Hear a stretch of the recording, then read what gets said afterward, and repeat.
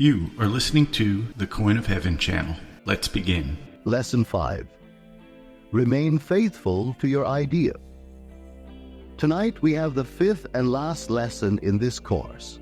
First, I shall give you a sort of summary of what has gone before.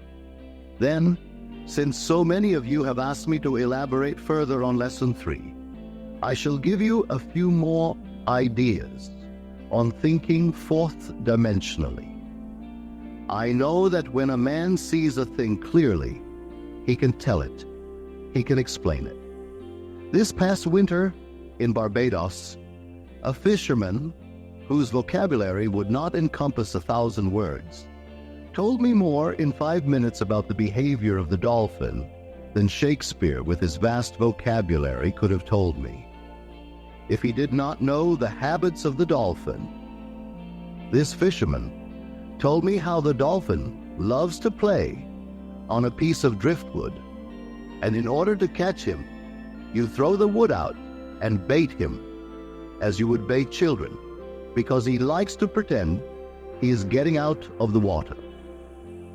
As I said, this man's vocabulary was very limited, but he knew his fish and he knew the sea.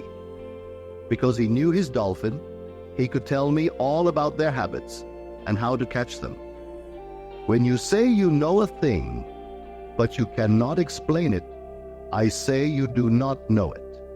For when you really know it, you naturally express it.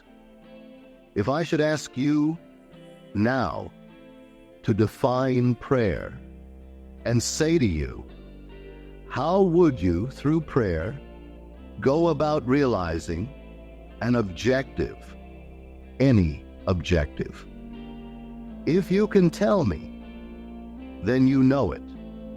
But if you cannot tell me, then you do not know it.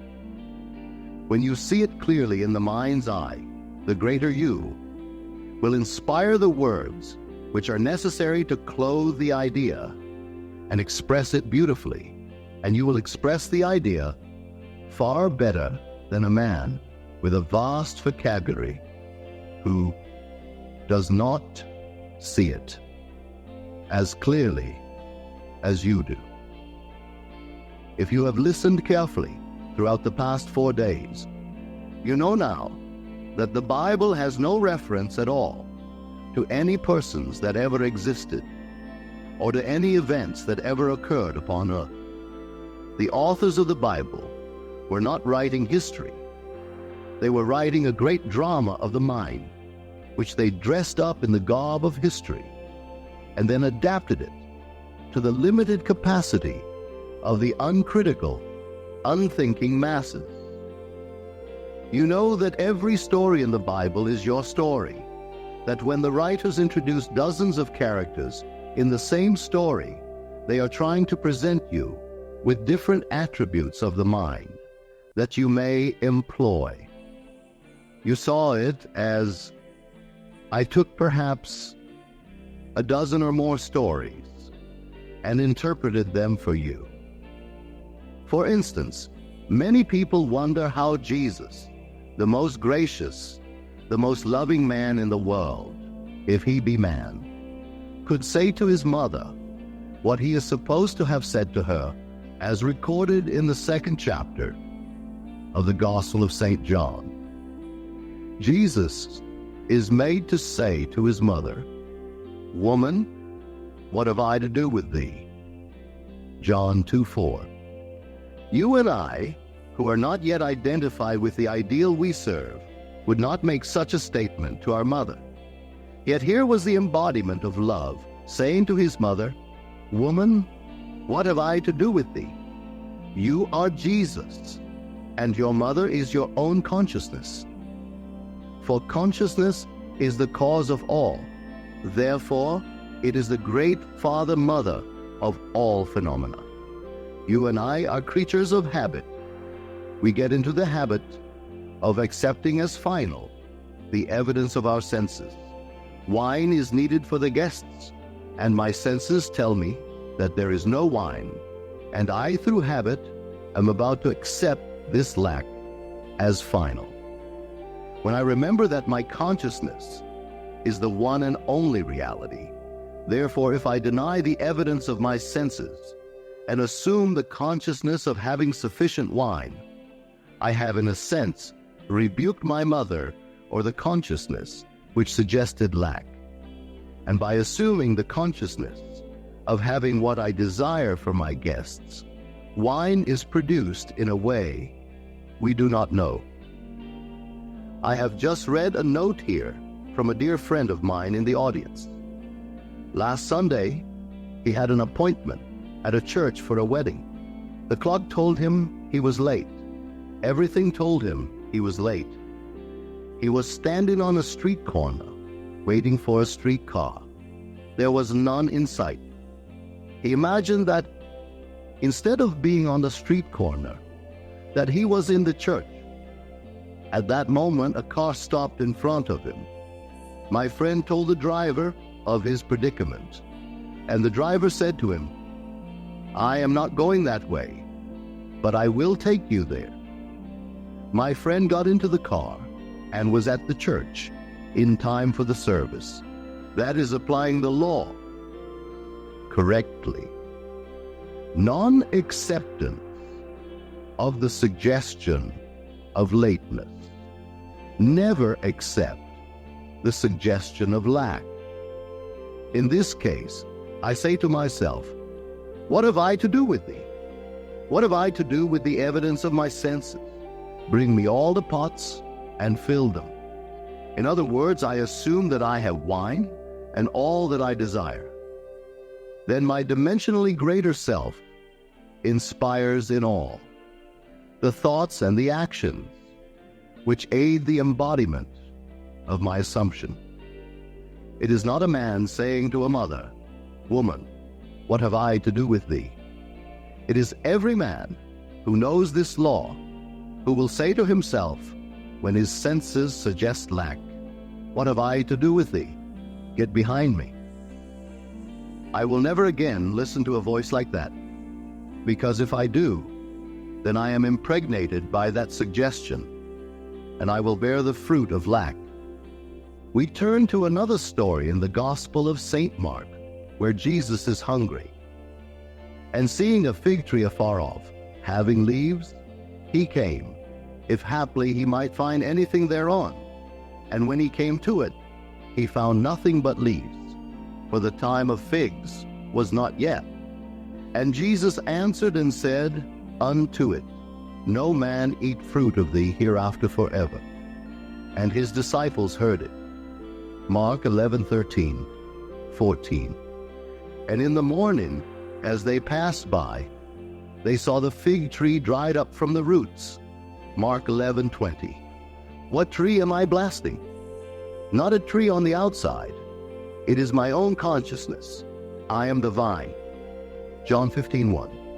My consciousness, my I amness is the great tree, and habit once more suggests emptiness. It suggests barrenness. It suggests 4 months before I can feast.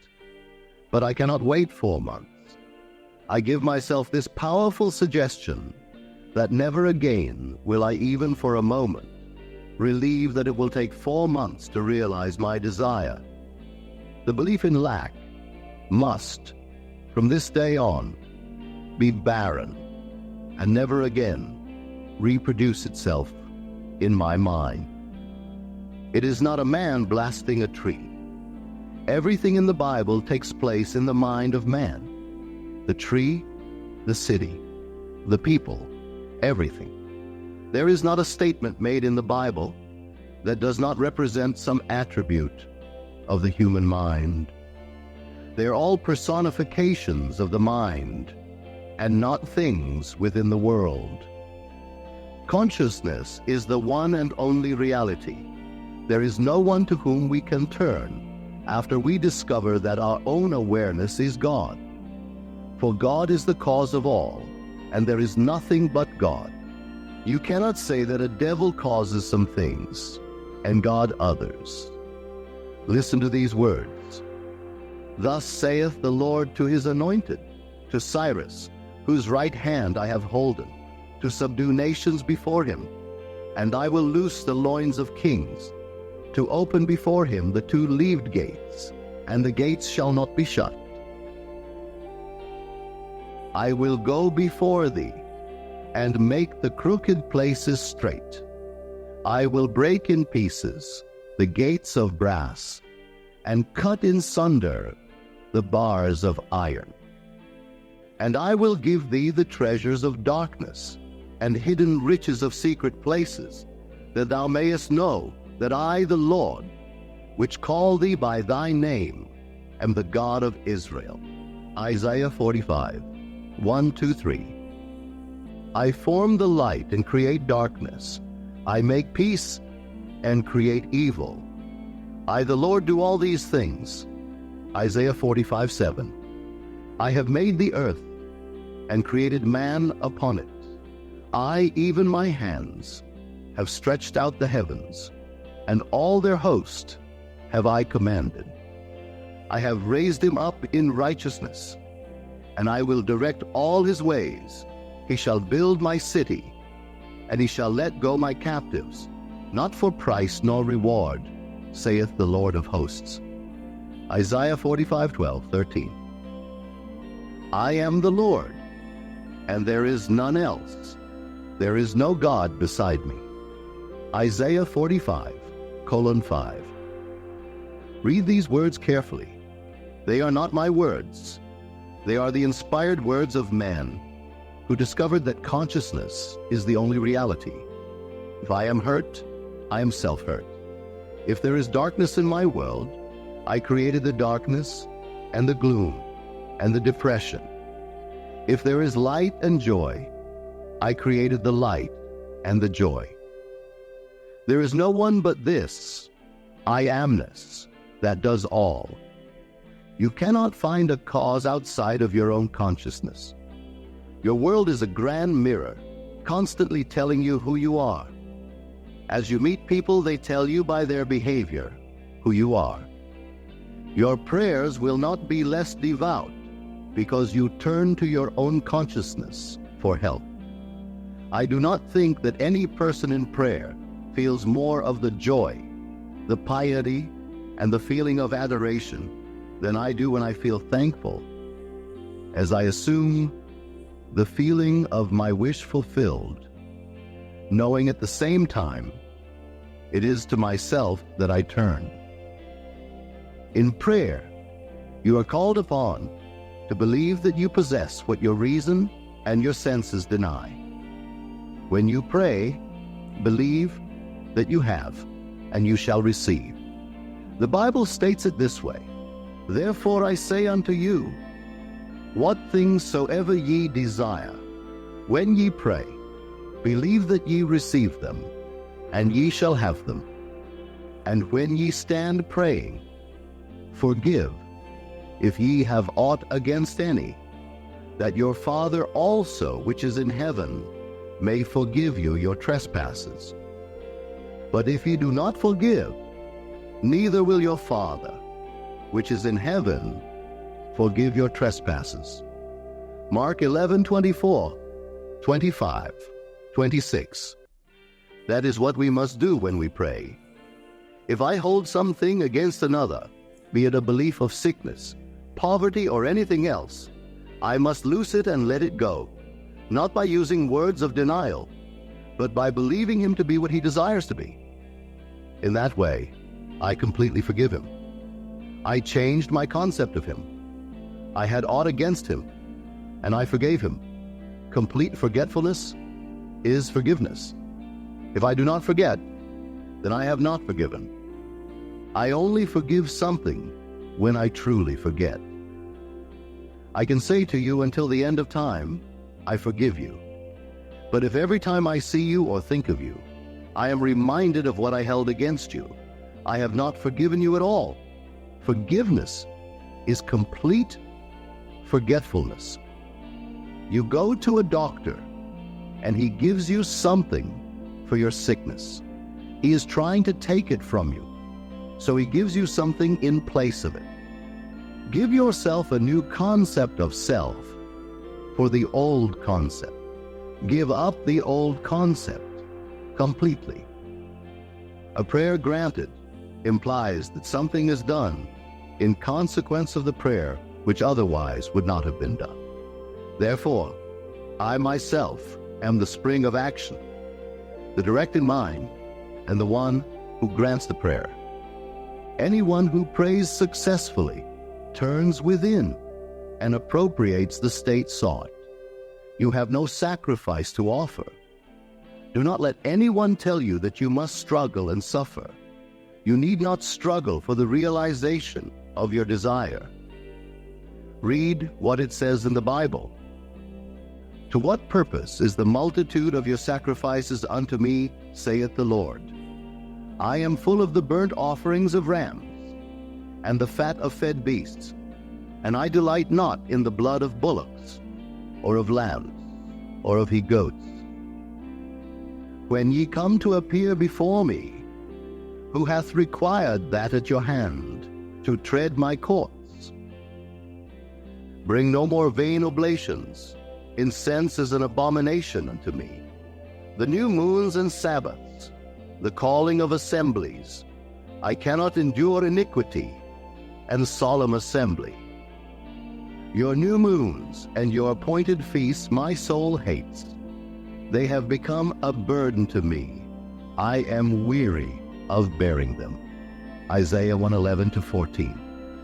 Ye shall have a song, as in the night when a holy solemnity is kept, and gladness of heart, as when one goeth with a pipe to come into the mountain of the Lord, to the mighty one of Israel. Isaiah 30:39. Sing unto the Lord a new song, and his praise from the end of the earth. Isaiah 42:10. Sing, O ye heavens, for the Lord hath done it. Shout, ye lower parts of the earth. Break forth into singing, ye mountains, O forest, and every tree therein. For the Lord hath redeemed Jacob, and glorified himself in Israel.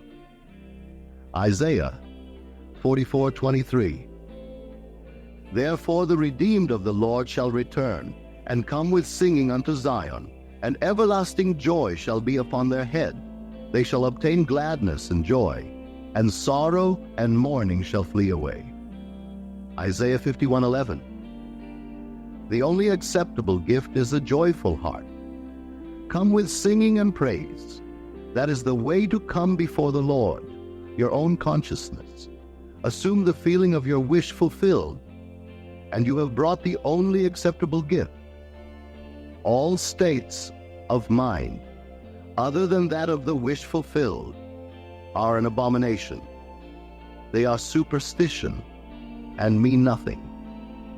When you come before me, rejoice, because rejoicing implies that something has happened which you desired.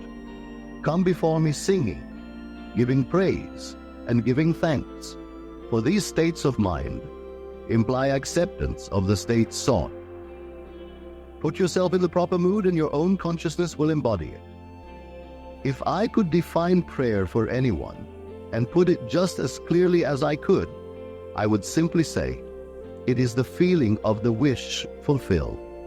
If you ask, what do you mean by that? I would say, I would feel myself into the situation of the answered prayer, and then I would live and act upon that conviction. I would try to sustain it without effort. That is, I would live and act as though it were already a fact, knowing that as I walk in this fixed attitude, my assumption will harden into fact. Time does not permit me to go any further into the argument that the Bible is not history. But if you have listened attentively to my message these past 4 nights, I do not think you want any more proof that the Bible is not history. Apply what you have heard, and you will realize your desires.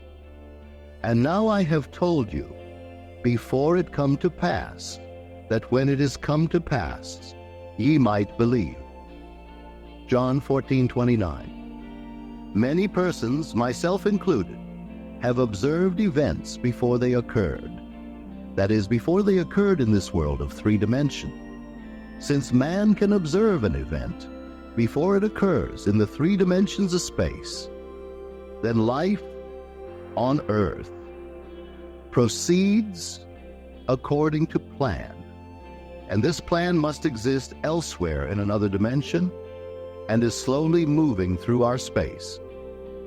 If the occurring events were not in this world when they were observed, then to be perfectly logical, they must have been out of this world. And whatever is there to be seen before it occurs, here must be predetermined from the point of view of man awake in a three-dimensional world. Yet the ancient teachers taught us that we could alter the future, and my own experience confirms the truth of their teaching. Therefore, my object in giving this course is to indicate possibilities inherent in man, to show that man can alter his future, but thus altered, it forms again a deterministic sequence starting from the point of interference.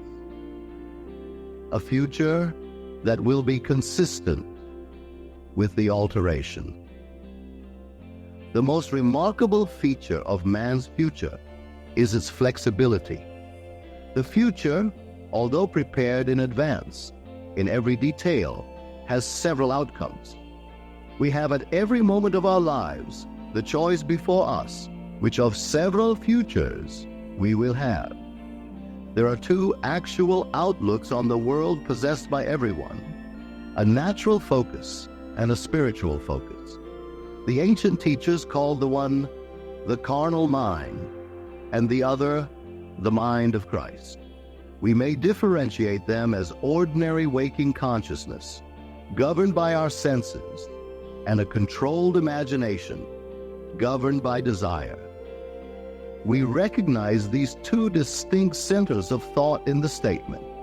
The natural man receiveth not the things of the Spirit of God, for they are foolishness unto him, neither can he know them, because they are spiritually discerned. 1 Corinthians 2:14. The natural view confines reality to the moment called now. To the natural view, the past and future are purely imaginary. The spiritual view, on the other hand, sees the contents of time. The past and future are a present whole to the spiritual view. What is mental and subjective to the natural man is concrete and objective to the spiritual man. The habit of seeing only that which our senses permit renders us totally blind to what otherwise we could see. To cultivate the faculty of seeing the invisible, we should often deliberately disentangle our minds from the evidence of the senses and focus our attention on an invisible state, mentally feeling it and sensing it until it has all the distinctness of reality. Earnest, concentrated thought focused in a particular direction shuts out other sensations and causes them to disappear. We have only to concentrate on the state desired in order to see it. The habit of withdrawing attention from the region of sensation and concentrating it on the invisible develops our spiritual outlook and enables us to penetrate beyond the world of sense and to see that which is invisible. For the invisible things of Him from the creation of the world are clearly seen. Roman numeral 120. This vision is completely independent of the natural faculties. Open it and quicken it. A little practice will convince us that we can, by controlling our imagination, reshape our future in harmony with our desire. Desire is the mainspring of action. We could not move a single finger unless we had a desire to move it. No matter what we do, we follow the desire, which at the moment dominates our minds. When we break a habit, our desire to break it is greater than our desire to continue the habit. The desires which impel us to action are those which hold our attention. A desire is but an awareness of something we lack and need to make our life more enjoyable. Desires always have some personal gain in view. The greater the anticipated gain, the more intense is the desire. There is no absolutely unselfish desire. Where there is nothing to gain, there is no desire, and consequently no action. The spiritual man speaks to the natural man through the language of desire. The key to progress in life and to the fulfillment of dreams lies in ready obedience to its voice. Unhesitating obedience to its voice is an immediate assumption of the wish fulfilled. To desire a state is to have it. As Pascal has said, "You would not have sought me had you not already found me." Man, by assuming the feeling of his wish fulfilled and then living and acting on this conviction, alters the future in harmony with his assumption. Assumptions awaken what they affirm. As soon as a man assumes the feeling of his wish fulfilled, his fourth dimensional self finds ways for the attainment of this end, discovers methods for its realization. I know of no clearer definition of the means by which we realize our desires than to experience in the imagination what we would experience in the flesh, were we to achieve our goal. This imaginary experience of the end with acceptance wills the means. The fourth dimensional self then constructs with its larger outlook the means necessary to realize the accepted end. The undisciplined mind finds it difficult to assume a state which is denied by the senses. But here is a technique that makes it easy to call things which are not seen as though they were.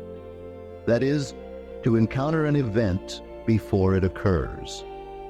People have a habit of slighting the importance of simple things. But this simple formula for changing the future was discovered after years of searching and experimenting. The first step in changing the future is desire. That is, define your objective. Know definitely what you want. Secondly, construct an event which you believe you would encounter following the fulfillment of your desire. An event which implies fulfillment of your desire. Something which will have the action of self predominant. Thirdly, immobilize the physical body and induce a condition akin to sleep by imagining that you are sleepy. Lie on a bed or relax in a chair. Then, with eyelids closed and your attention focused on the action you intend to experience in imagination, mentally feel yourself right into the proposed action, imagining all the while that you are actually performing the action here and now. You must always participate in the imaginary action, not merely stand back and look on, but feel that you are actually performing the action, so that the imaginary sensation is real to you. It is important always to remember that the proposed action must be one which follows the fulfillment of your desire. Also, you must feel yourself into the action until it has all the vividness and distinctness of reality. For example, suppose you desire promotion in your office. Being congratulated would be an event you would encounter following the fulfillment of your desire. Having selected this action as the one you will experience in imagination, immobilize the physical body and induce a state akin to sleep, a drowsy state, but one in which you are still able to control the direction of your thoughts, a state in which you are attentive without effort. Then visualize a friend standing before you. Put your imaginary hand into his. Feel it to be solid and real, and carry on an imaginary conversation with him in harmony with the action. You do not visualize yourself at a distance in point of space and at a distance in point of time being congratulated on your good fortune. Instead, you make elsewhere here and the future now. The future event is a reality now in a dimensionally larger world, and oddly enough, now in a dimensionally larger world is equivalent to here in the ordinary three-dimensional space of everyday life. The difference between feeling yourself in action here and now and visualizing yourself in action as though you were on a motion picture screen is the difference between success and failure. The difference will be appreciated if you will now visualize yourself climbing a ladder. Then, with eyelids closed, imagine that a ladder is right in front of you and feel yourself actually climbing it. Desire, physical immobility bordering on sleep, and imaginary action in which self-feelingly predominates here and now are not only important factors in altering the future, but they are also essential conditions in consciously projecting the spiritual self. When the physical body is immobilized and we become possessed of the idea to do something, if we imagine that we are doing it here and now, and keep the imaginary action feelingly going right up until sleep ensues, we are likely to awaken out of the physical body to find ourselves in a dimensionally larger world with a dimensionally larger focus and actually doing what we desired and imagined we were doing in the flesh. But whether we awaken there or not, we are actually performing the action in the fourth dimensional world and will in the future reenact it here in the third dimensional world. Experience has taught me to restrict the imaginary action, to condense the idea, which is to be the object of our meditation, into a single act, and to reenact it over and over again until it has the feeling of reality. Otherwise, the attention will wander off along an associational track, and hosts of associated images will be presented to our attention, and in a few seconds, they will lead us hundreds of miles away from our objective, in point of space, and years away, in point of time. If we decide to climb a particular flight of stairs, because that is the likely event to follow the realization of our desire, then we must restrict the action to climbing that particular flight of stairs. Should the attention wander off, bring it back to its task of climbing that flight of stairs, and keep on doing so until the imaginary action has all the solidity and distinctness of reality. The idea must be maintained in the field of presentation without any sensible effort on our part. We must, with the minimum of effort, permeate the mind with the feeling of the wish fulfilled. Drowsiness facilitates change because it favors attention without effort, but it must not be pushed to the state of sleep, in which we shall no longer be able to control the movements of our attention, but a moderate degree of drowsiness in which we are still able to direct our thoughts. A most effective way to embody a desire is to assume the feeling of the wish fulfilled, and then, in a relaxed and sleepy state, repeat over and over again, like a lullaby, any short phrase which implies fulfillment of your desire, such as, "Thank you, thank you, thank you," until the single sensation of thankfulness dominates the mind. Speak these words as though you addressed a higher power for having done it for you. If, however, we seek a conscious projection in a dimensionally larger world, then we must keep the action going, right up until sleep ensues. Experience in imagination, with all the distinctness of reality, what would be experienced in the flesh, were we to achieve our goal, and we shall in time meet it in the flesh as we met it in our imagination. Feed the mind with premises, that is, assertions presumed to be true, because assumptions, though false if persisted in until they have the feeling of reality, will harden into fact. To an assumption, all means which promote its realization are good. It influences the behavior of all by inspiring in all the movements, the actions, and the words which tend towards its fulfillment. To understand how man molds his future in harmony with his assumption, by simply experiencing in his imagination what he would experience in reality were he to realize his goal, we must know what we mean by a dimensionally larger world. For it is to a dimensionally larger world that we go to alter our future.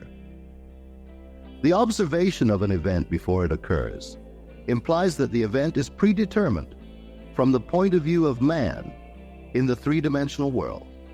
Therefore, to change the conditions here in the three dimensions of space, we must first change them in the four dimensions of space. Man does not know exactly what is meant by a dimensionally larger world, and would no doubt deny the existence of a dimensionally larger self. He is quite familiar with the three dimensions of length, width, and height, and he feels that if there were a fourth dimension, it should be just as obvious to him as the dimensions of length, width, and height. Now, a dimension is not a line. It is any way in which a thing can be measured that is entirely different from all other ways. That is, to measure a solid fourth dimensionally, we simply measure it in any direction except that of its length, width, and height.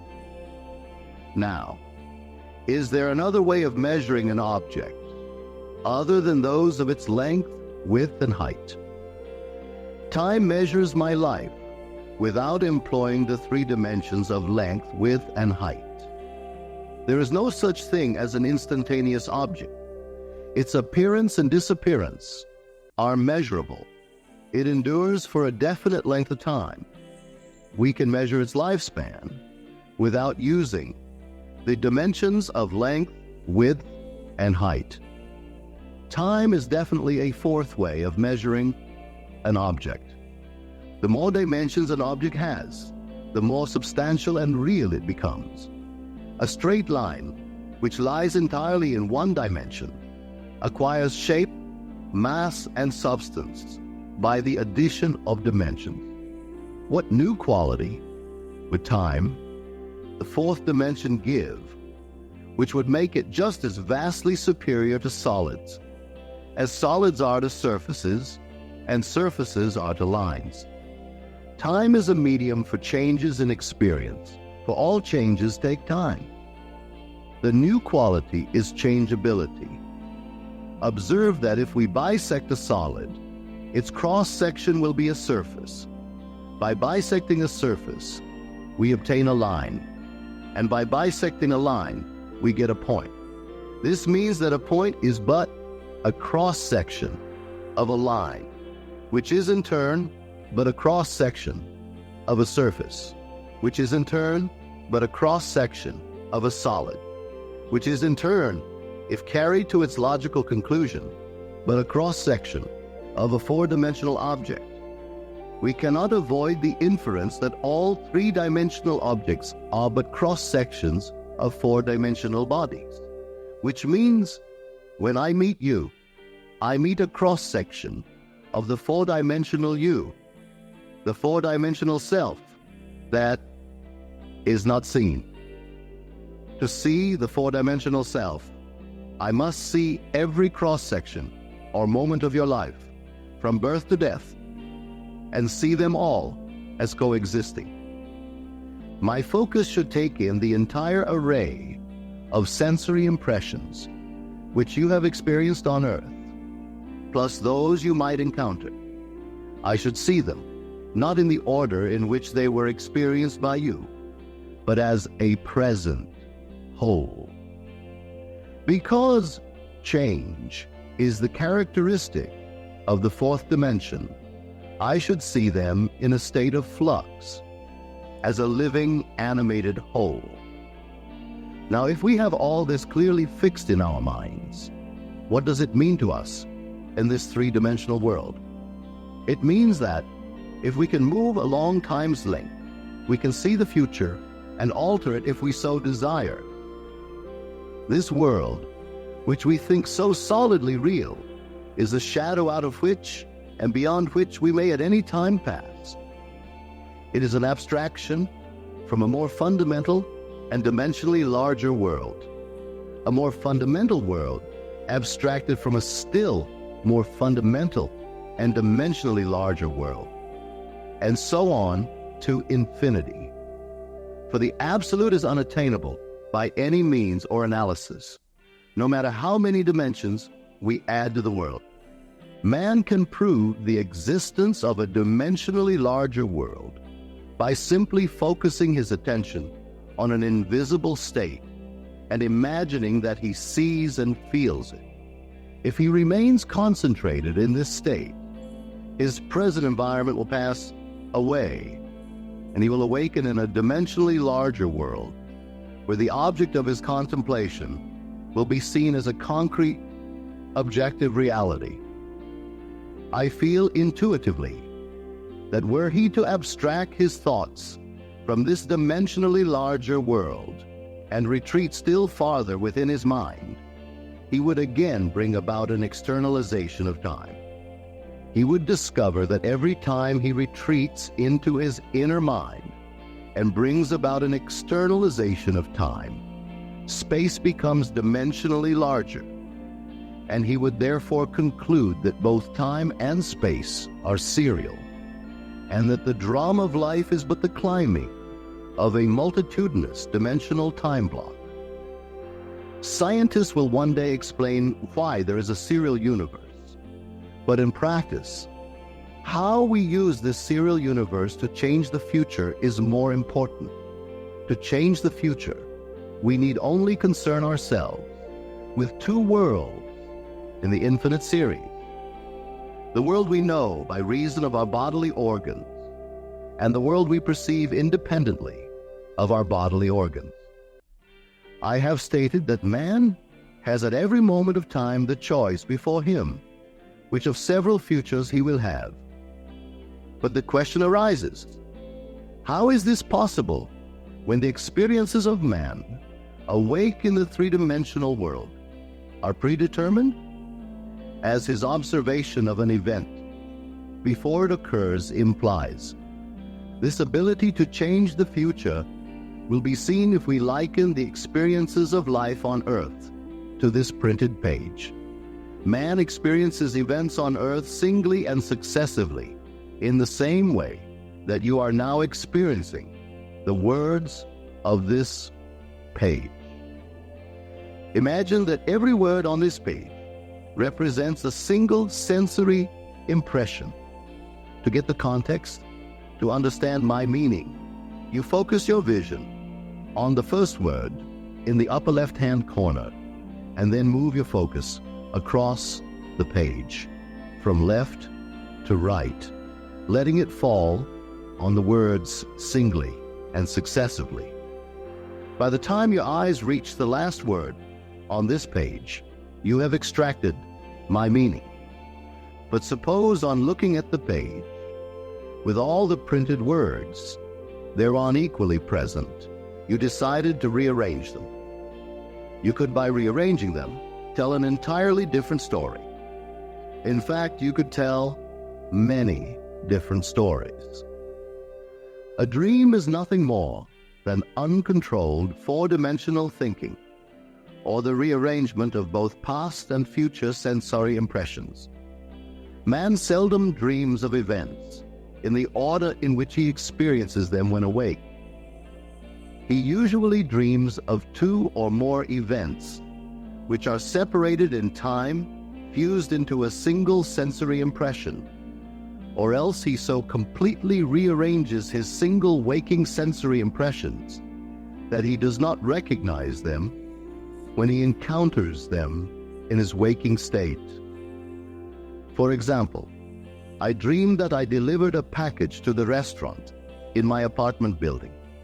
The hostess said to me, "You can't leave that there," whereupon the elevator operator gave me a few letters, and as I thanked him for them, he, in turn, thanked me. At this point, the night elevator operator appeared and waved a greeting to me. The following day, as I left my apartment, I picked up a few letters which had been placed at my door. On my way down, I gave the day elevator operator a tip and thanked him for taking care of my mail, whereupon he thanked me for the tip.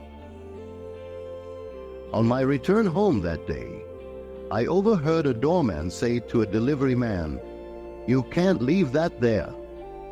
As I was about to take the elevator up to my apartment, I was attracted by a familiar face in the restaurant. And as I looked in, the hostess greeted me with a smile. That night, I escorted my dinner guests to the elevator, and as I said goodbye to them, the night operator waved goodnight to me.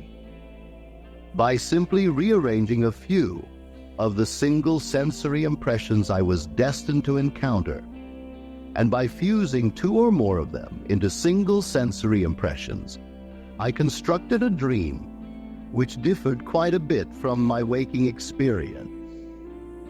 When we have learned to control the movements of our attention in the four-dimensional world, we shall be able to consciously create circumstances in the three-dimensional world.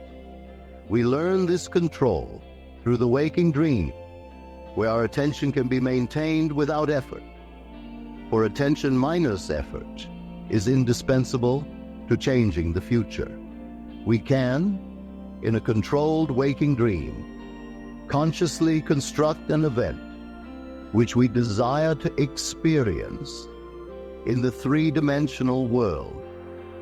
The sensory impressions we use to construct our waking dream are present realities displaced in time or the four-dimensional world. All that we do in constructing the waking dream is to select from the vast array of sensory impressions those which, when they are properly arranged, imply that we have realized our desire.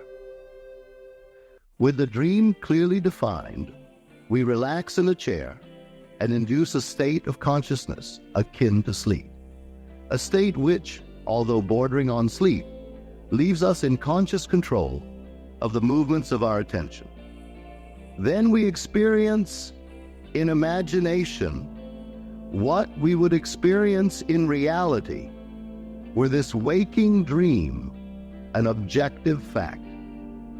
In applying this technique to change the future, it is important always to remember that the only thing which occupies the mind during the waking dream is the waking dream.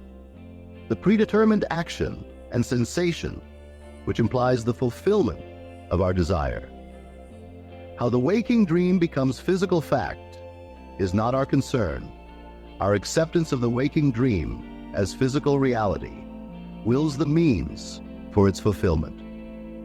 Let me again lay the foundation of prayer, which is nothing more than a controlled waking dream. 1. Define your objective. Know definitely what you want. 2. Construct an event which you believe you will encounter, following the fulfillment of your desire, something which will have the action of self-predominant, an event which implies the fulfillment of your desire. 3. Immobilize the physical body and induce a state of consciousness akin to sleep. Then mentally feel yourself right into the proposed action until the single sensation of fulfillment dominates the mind, imagining all the while that you are actually performing the action here and now, so that you experience in imagination what you would experience in the flesh, were you now to realize your goal. Experience has convinced me that this is the easiest way to achieve our goal. However, my own many failures would convict me were I to imply that I have completely mastered the movements of my attention. But I can, with the ancient teacher, say, this one thing I do, forgetting those things which are behind, and reaching forth unto those things which are before, I press toward the mark for the prize. Philippines 3:13-14. Again, I want to remind you that the responsibility to make what you have done real in this world is not on your shoulders. Do not be concerned with the how. You have assumed that it is done.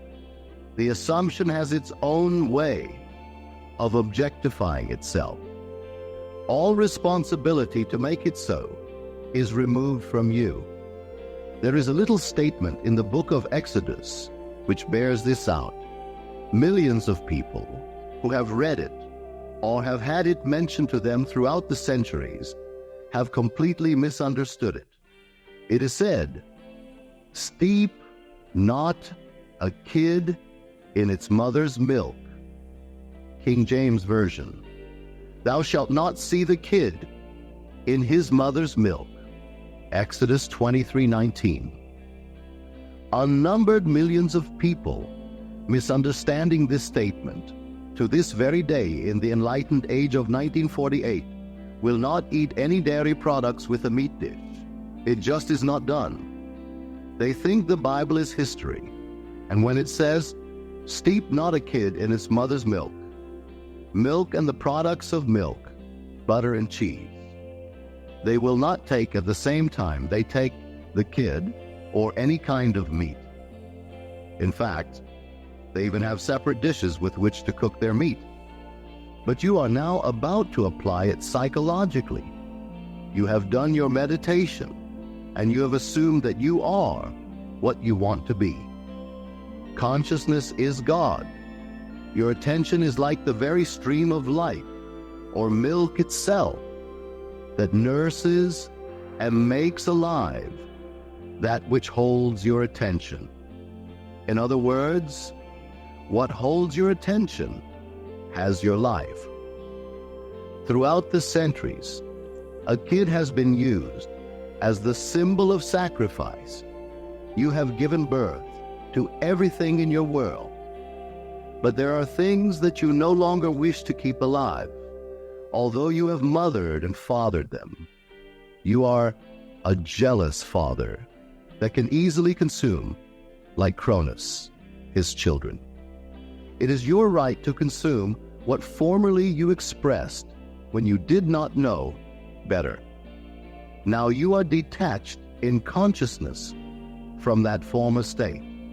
It was your kid. It was your child. You embodied and expressed it in your world.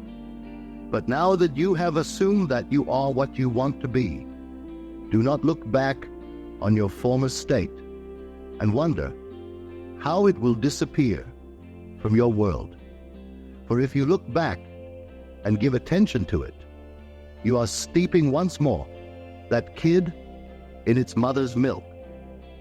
Do not say to yourself, I wonder if I am really detached from that state, or I wonder if so-and-so is true.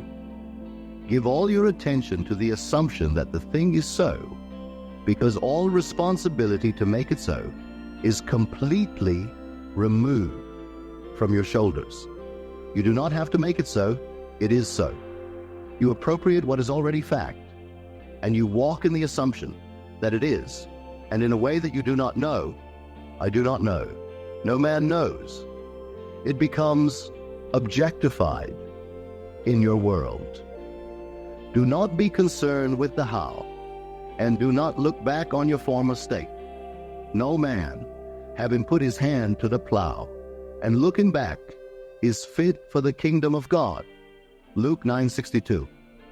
Simply assume that it is done, and suspend reason, suspend all the arguments of the conscious three-dimensional mind. Your desire is outside of the reach of the three-dimensional mind. Assume you are that which you wish to be. Walk as though you were it. And as you remain faithful to your assumption, it will harden into fact. Thanks for listening. We appreciate it. Please like, subscribe, comment, and hit the notification bell so we can continue to bring you more great information.